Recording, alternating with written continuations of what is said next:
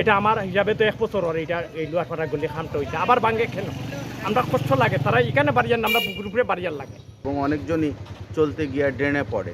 আজ ২ মাস ধরিয়া এই ড্রেনের কার্যক্রম চলতেছে আর খুব ধীর ধীর স্লো গতিতে কাজ চলে।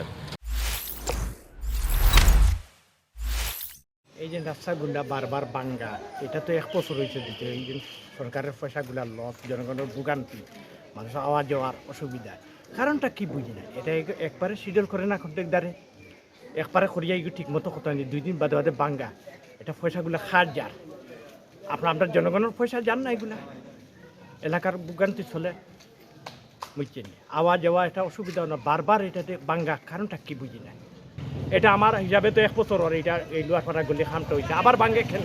আমরা কষ্ট লাগে তারা এখানে বাড়িয়ার না আমরা পুকুর উপরে বাড়িয়ার লাগে পয়সাগুলো তো আমরা এরপরে জিনিসপত্রের দাম তা আমি কইমু সরকারের দোষী আমরা পরিকল্পনার অভাব সরকারের একলা দোষিয়া লাভ নাই এই এলাকার যে আছে কাউন্সিলর আছে সবার এইগুলা দায়িত্ব সাধারণ পাবলিকের দায়িত্ব এইগুলার মানুষ যারা লোহারপাড়া জামে মসজিদের পাশে এই রাস্তা কিছুদিন আগে একবার করলো, আবার সেই রাস্তা ভাঙার পর আবার নতুনভাবে শুরু করেছে।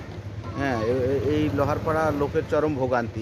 এই ইম্পর্টেন্ট একটা রোড যেটা আম্বরখানা হয়ে আপনার কাজীপাড়াকে সংযুক্ত করে, সেই দিক দিয়ে জনসাধারণ চলতে পারছে না এবং অনেকজনই চলতে গিয়ে ড্রেনে পড়ে। হ্যাঁ, জানি না সিটি কর্পোরেশনের কতটুকু অবহেলা আছে, তবে এই একই কাজ 2বার 3বার করে তাদের তো উচিত যা কিছু করবে পরিকল্পনা করা সুন্দর করে, হ্যাঁ, প্রথমে একবারে করবে। এরকম একটা বিজি রাস্তায় বারবার ভাঙা বারবার গড়া, এটা অর্থের অপচয়, মানুষের ভোগান্তি। আশা করব সিলেট সিটি কর্পোরেশনের মাননীয় মেয়র এ ব্যাপারে উদ্যোগ গ্রহণ করবেন। আমাদের এই অত্যন্ত গুরুত্বপূর্ণ এই লোহারপাড়ার রাস্তাটা আম্বরখানা থেকে কাজিটুলা পর্যন্ত ট্রেনজিট রাস্তা, যোগাযোগের একমাত্র মাধ্যম। এই রাস্তাটা অত্যন্ত গুরুত্বপূর্ণ, কিন্তু আজ ২ মাস ধরিয়া এই ড্রেনের কার্যক্রম চলতেছে আর খুব ধীর ধীর স্লো গতিতে কাজ চলে। ঠিকাদার তার লেবারগুলা অত্যন্ত স্লো গতি, যার ফলে এখানের মানুষ আসা যাওয়া খুব দারুণ কষ্টকর অবস্থানে চলছে। মহিলারা খুব কষ্ট করতেছে, বাজার নিয়ে আইতেছে, যোগাযোগ বিচ্ছিন্ন। আর এখানের পর্যাপ্ত ব্যবসা বাণিজ্য কোনো মাল আনা যাচ্ছে না, যার ফলে ব্যবসায়ীরা খুব সমস্যার মধ্যে আছে।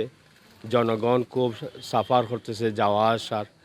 এর প্রতিকারের জন্য আমি আকুল আবেদন জানাই এই আমাদের সিটি কর্পোরেশন মেয়র এবং বর্তমান লোকাল কমিশনার কাছে